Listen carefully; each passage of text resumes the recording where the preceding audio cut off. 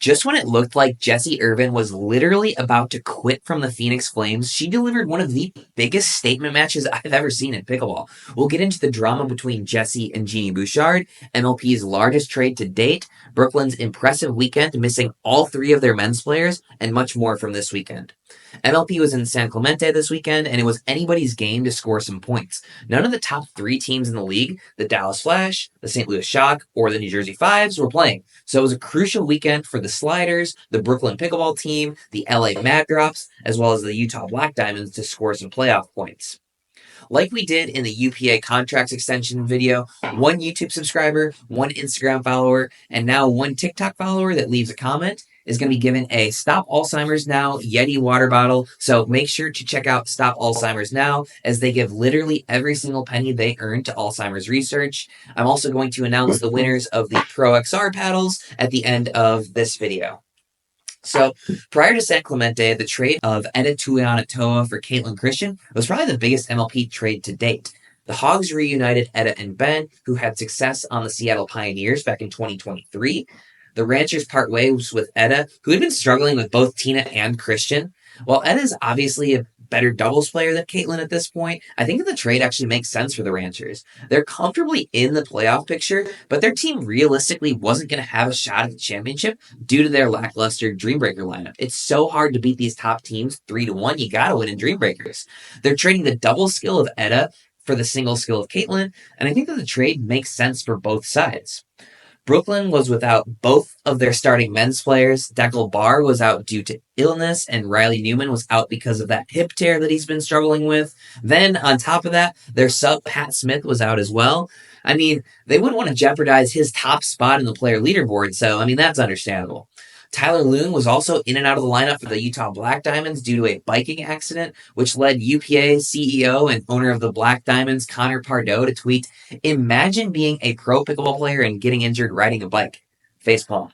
This weekend was arguably most important for the Black Diamonds, who were fighting to secure a spot in the playoffs. Apparently, Tyler had 15 stitches in his legs, and he was playing with a brace on his right arm. Anyway, Friday started with the Mad Drops, who had an awesome Daytona event, barely scraping by the hard eights in the Dreambreaker. The Mad Drops looked to me like a championship contender in Daytona, but this weekend is making me question that. SoCal was starting their newly acquired 15-year-old Kaylin Campbell next to 17-year-old Jelena Ingram. These two, paired with Blaine Hovenier and Ryan Fu, make the Hard Eights one of the most fun, young, and energetic teams to watch, despite them being towards the bottom of the premier standings. Next up was Utah versus Phoenix. Phoenix won the women's match, and that's important for the Genie Bouchard and Jessie Irvine drama, which we're going to cover later. Then the men won, and Jack Sock pulled off a SportsCenter #1 play with an inside-out forehand slapper ATP. Pretty cool shot, but just about every male pro player is actually going to hit a routine backhand ATP here. Good for Jack Sock and good for pickleball to have it at #1, but if you know, you know. Utah won both mixed matches to force a Dreambreaker. Loong came in at 18-18, wrist brace and all, to win 3 straight points against Tyson McGuffin for the clinch for the Black Diamonds.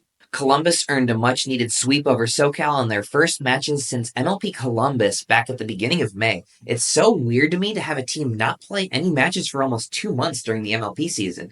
Then, in the last match of the day, Brooklyn, playing without Deckel Barr, Riley Newman, or MLP #1 Pat Smith, put in Rafa Hewitt and AJ Kohler. Now, when you play subs that aren't a part of your MLP teams, you're supposed to get a point penalty. This is what happened when Ben Collin withdrew from MLP Columbus. With 2 non-rostered subs playing in the men's match, Brooklyn should have been down 0-2 to start the match, but they weren't, and I would love to know why. Rachel and Jackie took down Catherine and Jade, then Rafa and AJ, who aren't even rostered in the Challenger League, took out Hunter and Kwong 11-8. AJ and Rachel sealed the deal for a 3-1 win, which scored huge points head-to-head for Brooklyn, who's neck-and-neck with LA for that 4th-seeded position. On Saturday, LA was able to recover with a 3-1 win over the Black Diamonds, and then we had the Jessie Irvine and Genie Bouchard drama. So, apparently Jessie and Genie had a serious falling out. I'm sure more information is going to come to light on this, but their argument apparently led to Jessie Irvine simply leaving the venue, and Alex Walker played interplace next to Genie. I think that understanding this requires a little bit of context. Last year, the Arizona Drive were actually a pretty good team. They had Andre Deescu, Dylan Frazier, Lacey Schneeman, and Kaitlyn Christian. At some point, the team was sold to the Proton owners, and they just gutted the squad. They traded away Andre, Dylan, and Megan Dazan to us for Genie Bouchard, and they signed Jack Sock, got Tyson McGuffin. They went from a competitive team to a vibes team, and it seemed like Jack, Genie, and Tyson were all cool with it, but Jessie wasn't. And tensions boiled over this weekend. Honestly, I wouldn't want to be on a team that's basically eliminated and cares more about the marketing than winning. I can't imagine Jessie plays another match with the Flames this year, and I would think the most likely outcome would be her getting traded to the Hogs, which would actually make the Hogs a pretty decent team. I'm sure more information is going to come out about this situation, but it's just not a good look all around. And I'd have to imagine that Jessie's going to be hit with a pretty massive fine, unless, of course, she uses the hack of complaining about lighting and safety conditions. Anyway, Brooklyn beat the Flames 3-1. Columbus swept Utah, who was playing Yates Johnson instead of Tyler Loong, presumably due to that injury, and Phoenix beat the Hard Eights in a Dreambreaker. On Sunday, Brooklyn got another regulation win over the Hard Eights. The Mad Drops took a Dreambreaker win over the Sliders in probably the match of the weekend, and SoCal took out Utah 3-1.